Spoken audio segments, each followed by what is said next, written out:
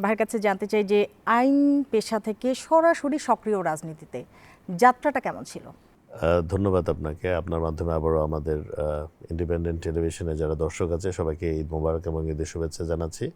বিশেষ করে আমার সংসদীয় এলাকা চট্টগ্রাম ৫ হাটহাজারী বাইজিতের জনগণকে এবং চট্টগ্রামবাসীকে সহ সকল বাংলাদেশিদেরকে। আসলে আমি যখন লন্ডন থেকে বার ভোকেশনাল কোর্স অর্থাৎ ব্যারিস্টার ল হয়ে দেশে ফেরত আসি, তখন আমি আমাদের বিএনপি চেয়ারপারসনের রিসার্চ সেলে ল অফিসার হিসেবে কাজ শুরু করি। সেখান থেকে আসলে আস্তে আস্তে রাজনীতির সাথে সম্পৃক্ত হওয়া শুরু করা এবং পরবর্তীতে ২০০৫ সালে আমি আমার বাবার চট্টগ্রামের মেয়র ইলেকশনের কোঅর্ডিনেশনের দায়িত্ব পালন করি। সেই থেকে নিয়ে যাত্রা শুরু। এই যাত্রা আইনজীবী হিসেবে যেমন আমি কর্মরত ছিলাম সুপ্রিম কোর্টে ২২ বছর, প্রায় ২২ বছর ধরে এই প্রফেশনে ছিলাম।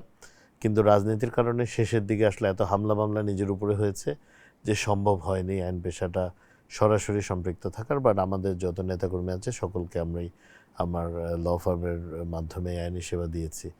তো দু ধরনের যাত্রা। রাজনৈতিক যাত্রাটা অনেক ভিন্ন, আর professional journey is of course very different. তো দুটোটার সংমিশ্রণে আলহামদুলিল্লাহ আজকের দিনে বলতেই তো হয় ভালোই, মানে রেজাল্ট ইজ গুড।